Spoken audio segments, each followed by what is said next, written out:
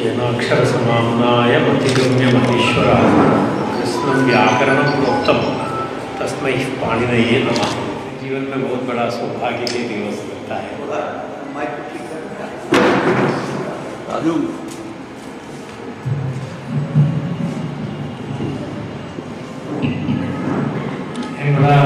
बड़ा सौभाग्य के अवसर है ये कि ऋषि मुनियों के परंपरा में आचार्य जी वही विषय को आगे लेकर जा रहे हैं। तो ऐसे पावन स्थान में आज आने का मौका मिला, तो ये मैं बहुत सौभाग्य मानता हूँ। और आचार्य जी का बात से भी मेरे में है, इसके पहले भी हमारी बातचीत हुई है। तो इनके इधर आने के बाद अभी जो आगे भी देखने का थोड़ा मौका मिला, ये अच्छा हो गया। मेरा आवाज़ अच्छा है? अच्छा आवाज़ है। इतने सभा को मैं ओरिजिनलिटी होगा इसमें। वो तो देखिए, हम एक ऐसे कालखंड में जो रहता है कि समाज में धर्म प्रतिष्ठा करने के लिए, धर्म के संस्थापन करने के लिए हर कालखंड में कुछ प्रयास तो चलते रहते हैं। इसलिए भारत की जो संस्कृति है वो संस्कृति अखंड चलते रहते हैं। आप कितने भी नकारात्मक तत्व भी बने, परंतु सभी नकारात्मक तत्वों को भी अभिभूत करते हुए वो धर्म के प्रतिष्ठा होने की दृष्टि से ऐसे अनेक आचार्यों ने कार्य करते रहते हैं और उनके कार्य से हम प्रभावित होता है और हम भी वही संस्कृति को आगे लेकर जाने का प्रयास करते हैं। एक अच्छा कालखंड में हम जी रहे हैं। मेरे को लग रहा है कि मेरा जीवन में ये पिछले अभी 40-50 साल से मैं संस्कृत के क्षेत्र में हूँ और भारतीय संस्कृति से जुड़ा हुआ कार्य करता हूँ। तो इतने सुंदर एक कालखंड तो मैंने नहीं देखा, क्योंकि अभी एक अच्छा कालखंड ऐसा रह रहा है भारत में सभी जगह में अपने ज्ञान परंपरा के बारे में बहुत बड़ी चर्चा हो रहा है। एक जमाने में अब देख लीजिएगा, संस्कृत के महाविद्यालयों के कक्षाओं के अंदर, नहीं तो कुछ मठ मंदिरों में ऐसे आचार्य जी जैसे कुछ लोगों के बीच में जो चर्चाएं हो रहा था अपनी ज्ञान परंपरा के बारे में, अभी वो ये दीवारों के बाहर आ गया। आपको मैंने ये बोलने का चाहता हूं, विचारधारा जो है, एक विचारधारा के परिवर्तन काल में हम जा रहे हैं। विचारधारा परिवर्तित हो रहा है, इसको बोलते हैं पैराडाइम शिफ्टिंग बोलते हैं, पैराडाइम शिफ्टिंग बोलते हैं। क्योंकि एक कालखंड जो रहता है एक विचारधारा से लोग प्रभावित होता है, परंतु मुझे लग रहा है कि अभी जितने भी विचारधाराओं से हमने प्रभावित हो रहा था, उसमें से एक सकारात्मक भारतीय विचारधारा से पूरे भारत आप्लावित हो जाएगा, इसमें कोई संशय नहीं है। उसकी सूचना तो दिख रहा है। अभी आप देख लीजिएगा, ये बाबा साहेब अम्बेडकर विश्वविद्यालय में आज मुझे एक संस्कृत वाले व्यक्ति को बोलने के लिए, वो भी आपको आश्चर्य लगेगा कि भारत के जो अपने भारतीय वाङ्मय में जो साइंस एंड टेक्नोलॉजी के बारे में, ज्ञान विज्ञान परंपरा के बारे में एक विश्वविद्यालय, सामान्य विश्वविद्यालय, एक संस्कृत व्यक्ति को बुलाकर इतने लोगों के सामने एक व्याख्यान हुआ। ये व्याख्यान हुआ, ये महत्वपूर्ण नहीं है। मेरा ये कहना है कि इस तरह के विचार समाज में उत्पन्न हो रहा है, ये बहुत बड़ा शुभ लगता है। ये पहले नहीं होता। मैं बताता हूं आपको, मैं एक उदाहरण बताता हूं आपको। एक 15-12-13 साल पहले हमने मुंबई यूनिवर्सिटी में मुंबई यूनिवर्सिटी में भारतीय इंडियन साइंस कांग्रेस बोलते हैं, भारत के एक वैज्ञानिक कांग्रेस चलता है, सम्मेलन चलता है बड़ा, इसमें सभी वैज्ञानिक एकत्रित आता है। तो ऐसे ही सम्मेलन में हमने बहुत कोशिश किया कि उधर भारतीय ज्ञान परंपरा में अपने वैज्ञानिक विषय क्या क्या होता है इसके बारे में भी एक चर्चा हो जाए।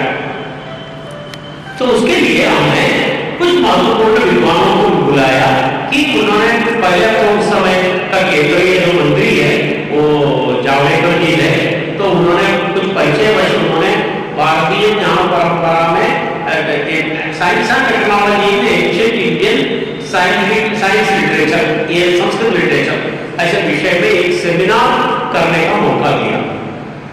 उसमें भारत के वास्तुशास्त्र, भारत की इंजीनियरिंग, भारत के भरद्वाज के जो किताबें कमलाना सूत्रधारा जैसे उसमें जो व्योम शास्त्र के बारे में अर्थात विमान निर्माण शास्त्र वगैरह वगैरह जो विषयों को हमने रखा, ये सब भारतीय महामाया में कैसे।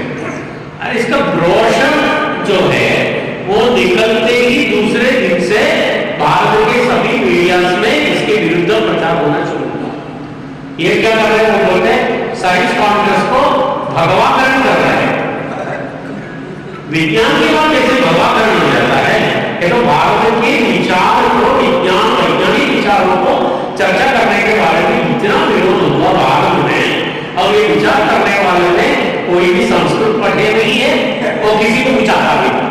इसको बोलते हैं पूर्वाग्रह पीड़ित, बायस में जो बोलते हैं पूर्वाग्रह पीड़ित होता है। ये पूर्वाग्रह पीड़ित जो हुआ ये एक दिन में नहीं हुआ, ये उनकी गलती नहीं है। अगर किसी ने ऐसे मुखरा किया तो उनकी गलती नहीं है। ये पूर्वाग्रह पीड़ा के कारण है 18 शताब्दी से लेकर 1800 से लेकर अभी तक के हमारे शिक्षा पद्धति में एक ही प्रयास किया, इतने जो प्रशासन ने जो किया, एक तो वो ये कि इधर जितने भी पीढ़ी उत्पन्न हो रहे हैं इनको भारतीय विचारधारा से दूर करना। दूर करने के लिए सहजना से यही काम करना है, भारतीय विचारधारा से दुनिया को अलग करना, लोगों को पीढ़ियों को इधर करने के लिए सिर्फ एक ही कार्य करना है, ज्यादा कुछ नहीं करना। संस्कृत पढ़ने का अवसर नहीं, बस इतना किया तो हो गया। क्योंकि ये जो बोलते हैं ना आपने, जो पतंग रहता है, ये पतंग की जो धारा होता है, इसका जो थ्रेड रहते हैं, क्या बोलते हैं इसको, ये जो रहता है ये पतंग को नियंत्रित रखते हैं। पतंग कितने भी ऊपर चलो, परंतु वो जो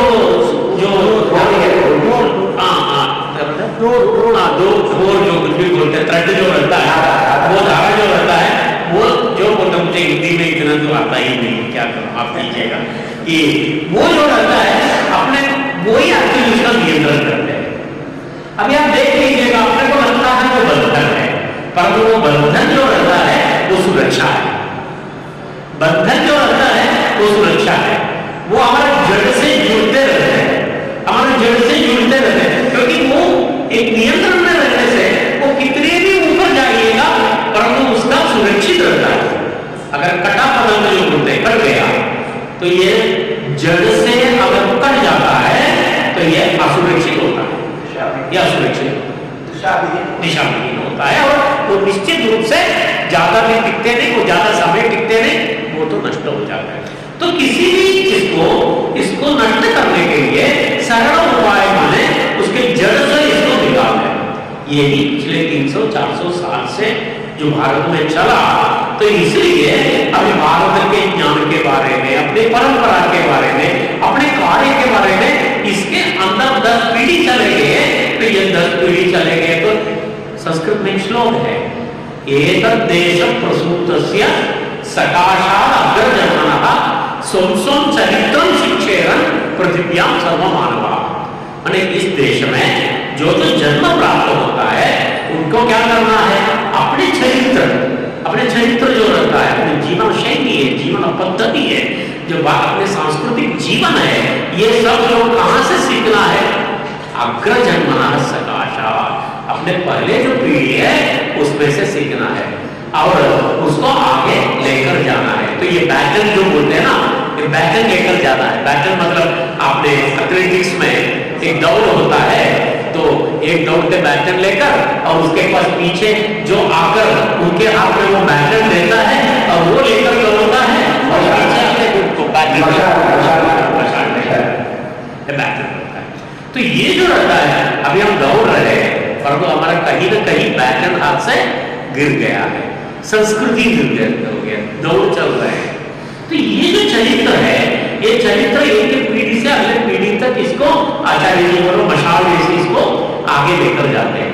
पर ये अगर 15 पीढ़ी 10 पीढ़ी अपने ये संस्कृति से दूर हटाया गया तो वो क्या चरित्र आगे सिखाएंगे?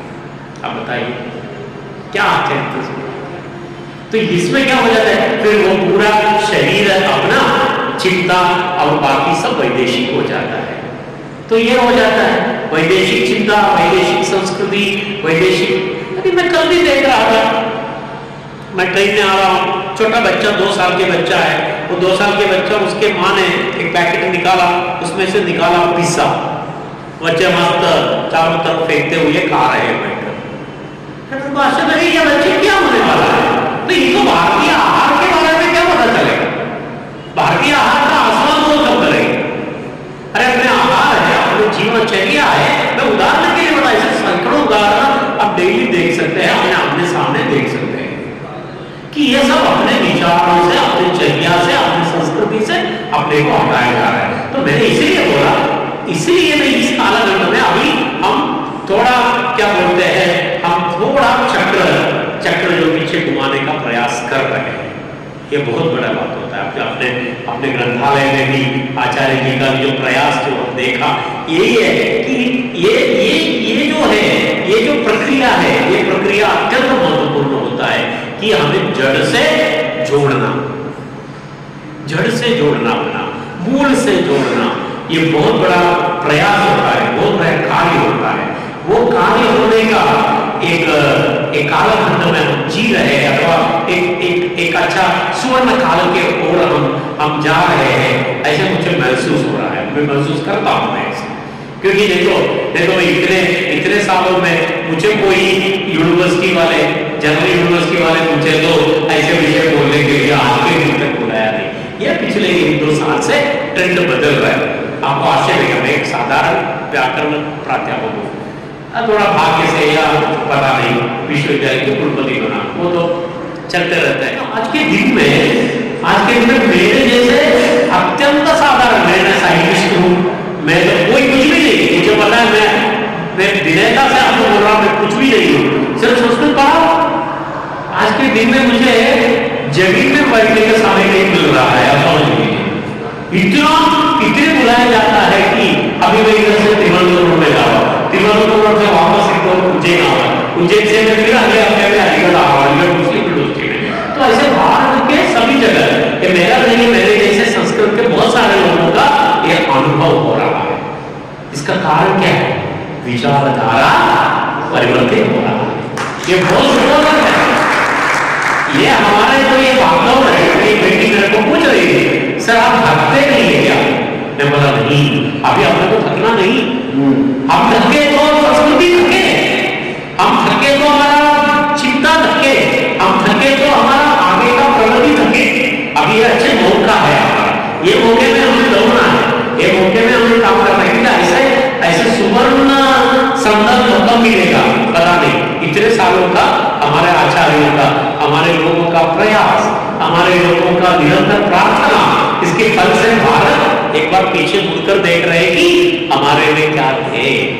ये देखने का जो समय हो रहा है, ये तो बहुत सालों का सतत आचार्य जी जैसे महत्वपूर्ण संतों का अपने सेवा के, अपने पूरा चिंतन प्रार्थना के फल अभी हम थोड़ा हमें दिखने का मौका मिल रहा है।